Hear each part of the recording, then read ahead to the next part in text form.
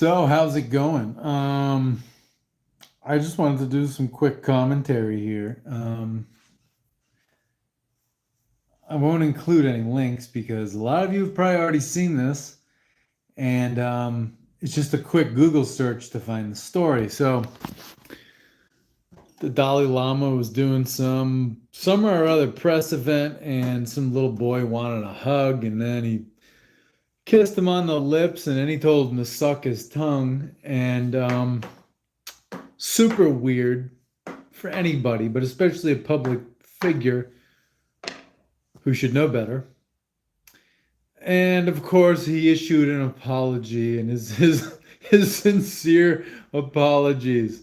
Well, this is actually a really cool story because this is just more of the world just coming apart,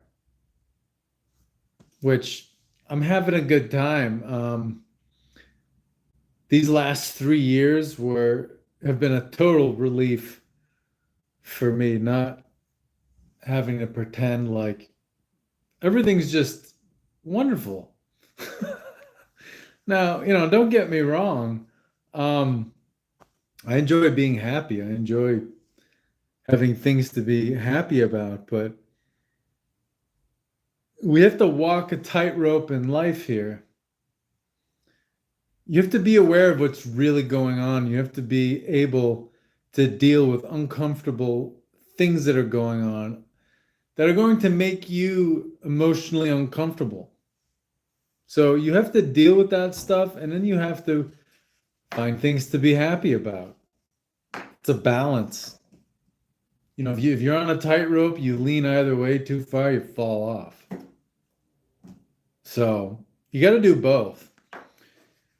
This is like Saturn and Jupiter are all about this. Jupiter's the optimism, Saturn's the limitation and the realism. To be adults, we have to have both. Miserable people have too much Saturn, where it's, too much pessimism. It's overly realistic.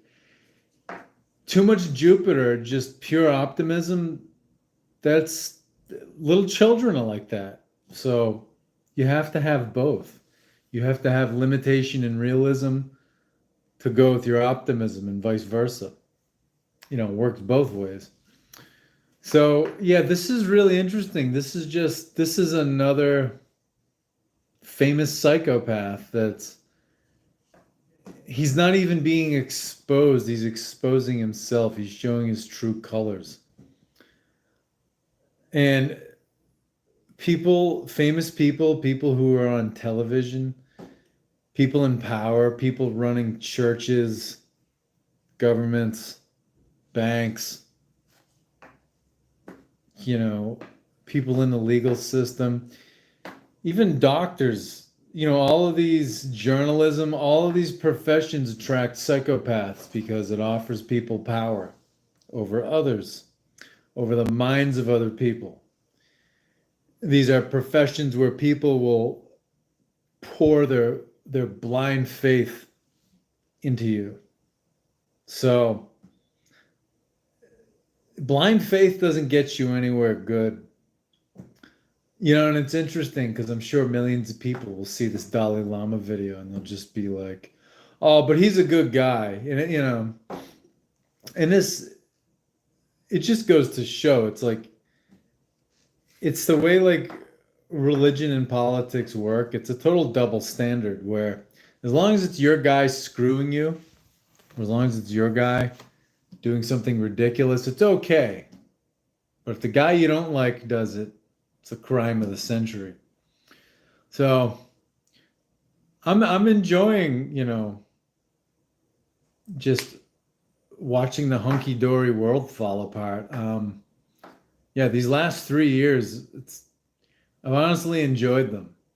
I was waiting, like I've said in previous videos, I was waiting for the whole scamdemic, Wuhan cooties emergency for about 15 years. I was waiting for that to come. After being told about that, when I was a young naval intelligence officer, I was told about that by a senior officer, and he was saying, if they have needlecraft, if they have a series of 3 injections, he's like, stay away from that. So that was a hell of a thing to wait for 15 years. I heard about all that in 2005, and 2005 plus 15, it's 2020. It was about a month shy of 15 years. So it's been a hell of a ride watching the whole thing come apart, and I've been enjoying it. And the world's not coming to an end, but the world of just kicking back and letting experts make all the decisions for us and letting the experts just dump ready-made opinions into our minds just so we can, watch TV, watch sports, rack up debt, get a buzz on. I don't know. Just the days of distraction are coming to an end. That really got going in the 1950s. It's all coming to an end. It's pretty exciting to watch. So, yeah, this Dalai Lama, is just another religious leader. And he's probably trying to he may be sick of living a lie after all these years. And he might be trying to get himself caught. It's like how serial killers will revisit the scene of the crime, or they'll even leak information to investigators because on some level they want to get arrested. They want to get caught for what they've done. So I think people in power do this a lot. They get involved with brinksmanship, where they toe the line to see how much they can get away with. Because I think somewhere subconsciously they do want to get caught because they've been, living a lie. And speaking of lies too, it's like CIA has owned the Dalai Lama since 1959. The Chinese communists invaded Tibet in 1959, and because they needed to control the headwaters of the Yangtze River, which basically it's the major river that feeds Chinese agriculture. The headwaters of the river in Tibet.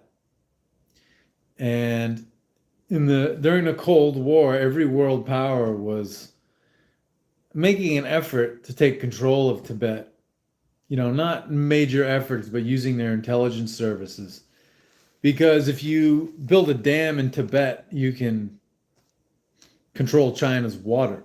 So the Chi-Coms decided they needed to invade Tibet and take control of it so they can control the Yangtze River. So they did that. The Dalai Lama was under house arrest. And then they actually made reincarnation illegal because each Dalai Lama is, what's the word I'm looking for? Allegedly the reincarnation of the last one who just died. So the Chi-Coms made reincarnation illegal in Tibet. So you can't literally make reincarnation illegal, but you can make proclaiming your reincarnation from a religious leader. That's really what they're getting at, is they don't want people proclaiming things like this and starting civil unrest. So anyway, yeah, the CIA rescued him from Tibet. So CIA had some Army Special Forces, Green Berets, train some Tibetan exiles in mountain warfare up at Camp Hale, Colorado, which is now the Vail Ski Resort. They trained for that. They taught them how to parachute, and then they parachuted into Tibet. And they basically knocked on his door and walked him into India. And they've been providing security for him ever since. So Dalai Lama's living in India in exile for the last 65 years. On the other side of the Himalayas from Tibet. So basically, the Dalai Lama is he's an entertainer. So it's like a singer. It's like Britney Spears who signs a contract with a casino in Las Vegas. And the casino says, okay, we're going to pay you this many million. And for the next 4 years, you have to make three, four, five appearances at our casino every year and put on a show. If you don't do that, you're in breach of contract. We're going to come after you legally. Or even send their goon squad because, casinos, they're owned by organized crime. Governments are organized crime syndicates too. So yeah, so Dalai Lama has been owned by this global mafia that, started CIA. CIA enforces for the global mafia. I'm not talking about an Italian mafia. I'm talking about really one that it's primarily run by a bunch of WASPs, white Anglo-Saxon Protestants. So we're talking some English people and then Americans who are wealthy and powerful, whose ancestors go back to the colonial days of America, who came over from England. Yeah. So these are the people who are really heading up this global mafia, that run the banks and, the mega conglomerates, the whole BlackRock Vanguard thing. So yeah, that's who owns the Dalai Lama. So he's obligated to make statements against, communist China and do this and that. And he's part of the propaganda machine. So here he is screwing himself. Yeah. So this probably not much will come out. Once one of these well-liked television personalities like the Dalai Lama issues an apology, so many people are like, oh, okay, well, he really is a nice man. So, yeah. But here we go. Mom and Dad's world's falling apart. And we're going to get a better world, but we have to pull our heads out of the sand and we have to admit what's wrong. You can't smile your problems away. You can't think your problems away.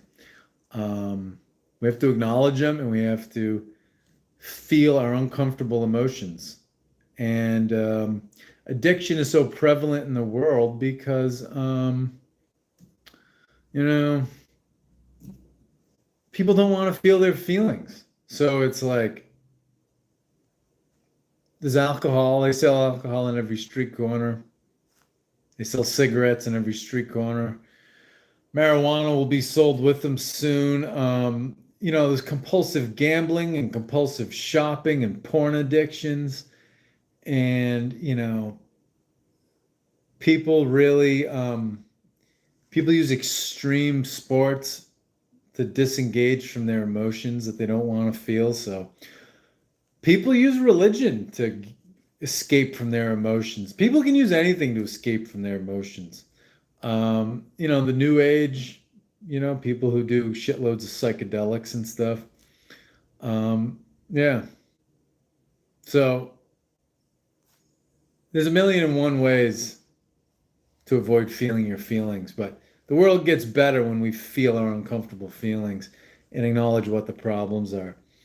It's like when we're kids, we get punished for not telling figures of authority the truth, but there's no punishment for lying to ourselves. And that's a very common problem in the world. People lie to themselves about, what are their problems really? What's really problematic in the world, in our lives? So we got to stop lying to ourselves.